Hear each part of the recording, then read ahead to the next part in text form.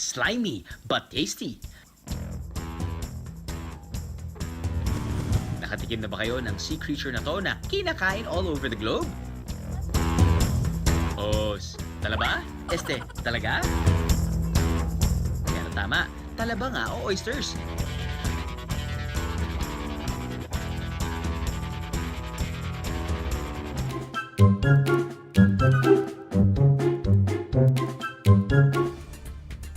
At yan ang sinadya namin sa Bohol, kasama ang ating kaha na si Arian Bautista. Welcome to Cambuhat River, Bohol! Woo! Doon po tayo. Ang oysters ay nabibilang sa animal class na mollusk, na kadalasang may soft body at nasa loob ng shell. Nabubuhay ang mga ito sa tinatawag na brackish habitat o yung pinaghalong tubig alat at tubig tabang. Invertebrate ang mga oyster, ibig sabihin wala silang backbone. Classified din sila as bivalves dahil may dalawa silang shells na magkapatong at konektado sa hinge na parang pintuan lang. Kapag may tiyaga, may talaba. Kaya gaano mang katigas yan, walang makakapigil sa atin. Ang talaba. Bao. Luto mo na hilaw ay masarap ito kainin na fresh delicacy dito sa Cambuhat, Bohol. Pero bago ko siya kainin, alamin muna natin kung ano ba talaga ang buhay ng mga talaba. Tara, let's! Dito sa Cambuhat, Bohol, kaliwat kanan ng mga taniman ng oysters. Tama ang dinig nyo mga kaaha, ang oysters ay itinatanim. Andito na tayo sa taniman ng mga oysters. So ganito pala yung itsura niya, mga kawayan, tapos may drum, ganyan. So ito yung pupuntahan natin, isa sa mga taniman niya. Marami pa yan sa mga gilid-gilid. Magtanim ay di biro, ika nga nila eh. Kaya ipaubayan na natin kay Arian ang pagtatanim. Nasa kamay ko na ang spot collector kung saan kakapit ang mga talaba at dito na sila lalaki. Lagyan na natin ito sa ilalim ng ilog. Yeah. Sa spot collector na ikinabit ni Arian, magsisimula ang buhay ng isang talaba. Kung paano? Ito. Para makabuo ng isang oyster, nagaganap ang tinatawag na external fertilization. Ang female oyster maglalabas ng kanyang egg habang ang male oyster naman ay magre-release ng kanyang sperm. Magkikita ang egg at sperm sa tubig at mabubuo ang larva. Pag 2 weeks old na ang larva, maghahanap na ito ng makakapitan. At yan nga ang isa sa mga gamit ng spot collector. Habang nasa ilalim ng tubig, alam nyo bang malaki ang tulong ng mga talaba? Dahil kilala sila bilang filter feeder. Kaya nilang maglinis ng tubig na hanggang 50 gallons a day. Amazing! After 4 to 6 months, may maha-harvest na tayong talaba. Mga kaha, alam nyo ba kung paano malaman ang kasarian ng talaba? Well, hindi talaga natin malalaman if it's a boy or a girl. Dahil namumuhay sila up to 20 years pataas. So, pwede silang mag-change ng gender back and forth. So, pwedeng ngayon, babae sila, bukas lalaki sila, next month, babae sila. Diba? Iba-iba. Galing!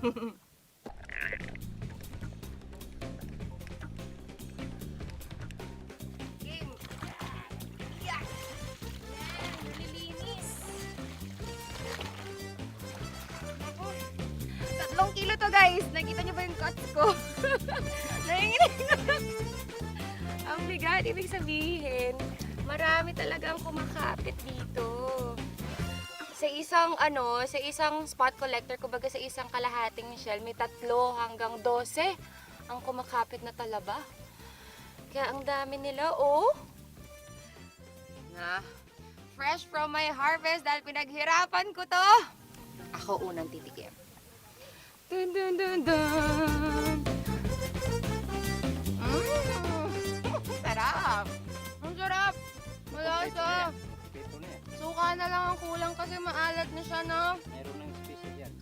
Gusto ko ng kanin. Isa pa. Game.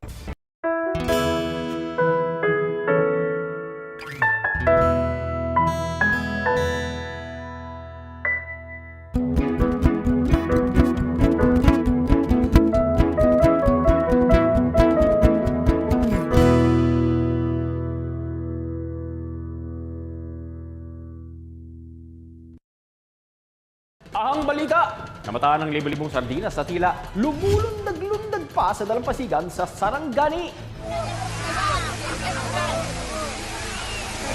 Ako, baka lumindol! Sandali! Sandali! Sandali! Baka naman may tsunaming paparating.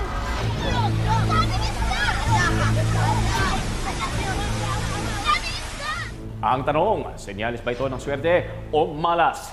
Kayo mga kaaha, anong pinaniniwalaan nyo? Bakit po nagkaganon? Bakit napakaraming isda at saka hindi naman po yun usual na nangyayari? Nangilabot daw si Rose sa sinagot sa kanya ng mga kinuusap niya.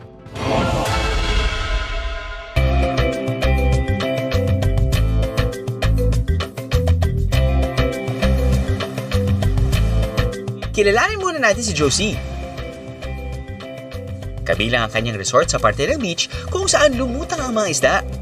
Naniwala po ako na swerte or biyaya yun galing sa Diyos. First time ko po nakakita sa sobrang dami ng isda. Hindi po ako natakot kasi naniwala po ako. Kaya kami binigyan na ganong karami dahil biyaya po yun para sa akin. Nagdesisyon daw si Josie na buksan ang kanyang resort para sa mga gustong kumuha ng sardinas. According sa source po ng kakilala ko na nagtatrabaho sa Fishport, sinabi niya po na mahal talaga yung isda sa time na yun dahil po may bagyo ata. Isa sa mga nakakuha ng isda si Mary. Mahigit sa 10 sako talagang nakuha namin.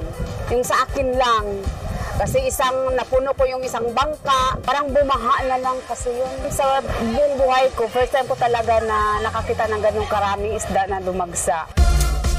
Sa tansya niya, daan-daang sako raw nakuha ang sardinas ng mga residente. Noong panahon na yun, umaabot daw sa 80 pesos kada kilo ang presyo ng sardinas. Sa oras na yun, ang daming nangangailangan ng pera na natutulungan talaga ng isda na yun. Ang dami silang nabenta. May mga kakilala ko lumapit sa akin. Sabi niya sa akin, naka 5,000 daw siya. Maging si Mary, may mga ilan-ilan daw na naibenta. Ang daming humihingi. Binibigyan lang din namin. Yung nabenta kong konti, binili ko ng gamit ng anak ko sa school. Natural na sa mga sardinas na lumangoy ng sama-sama.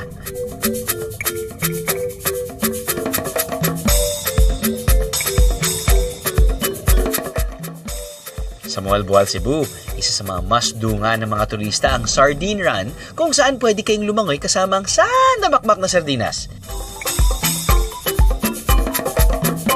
Pero bakit nga ba clingy sila sa isa't isa? Kasi nga raw, there's safety in numbers. Nagsisilbi kasi itong defense mechanism nila laban sa predators. Posible bang may tinatakbuhan ng mga sardinas na sama-samang lumutang sa pampang? Balikan nga natin si Rose. Ano nga ba ang sinagot sa kanya ng matatanda? Base po sa mga kwento nila na may mangyayari po na hindi normal or hindi natural like yung lindol, yung pagtaas po ng tubig ng dagat, yung tidal wave or tsunami. Mga kaaha, alam niyo ba ang sagot dito? Mula sa anong bansa ang salitang tsunami? A. Brunei, B. Russia, C. Japan, D. Thailand. Ting, ting, ting, ting, ting. Ang tamang sagot ay C. Japan. Ang English translation naman nito ay harbor wave. Pero alam niyo ba na may mga hayop daw na nakararamdam tuwing may paparating na dilubyo?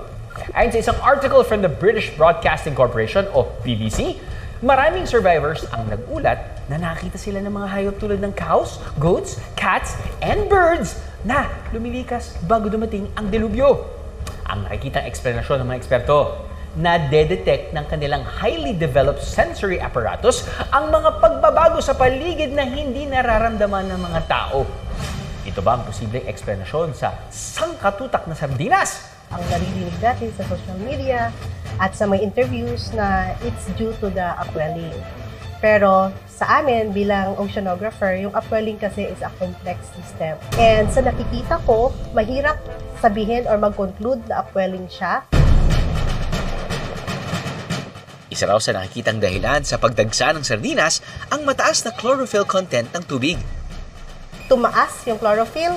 Alam naman natin kapag mataas yung chlorophyll, yun yung hinahabol ng ating mga isda na kumakain ng phytoplankton. Kasi it's an indicator na ang chlorophyll kapag mataas, ibig sabihin mataas din ang production ng dagat. Maraming phytoplankton, ahabulin ng isda. So isa yon sa malaking factor. Hinahabol nila yung pagkain. Hindi naman daw dapat katakutan ng nangyari sa Sarangani. So yung nasaksihan natin sa Sarangani actually is a natural phenomenon. So yung ganong paniniwala, lalo na ng ating matatanda, mahirap siya i-connect, yung pagdami ng isda at saka pagkakaroon ng earthquake or eventually ng tsunami. Kasi walang ebidensya, walang conclusive evidence. So sa ngayon, reliable pa rin yung mga monitoring system ng ating PhilVox para bantayan yung earthquake, ang tsunami.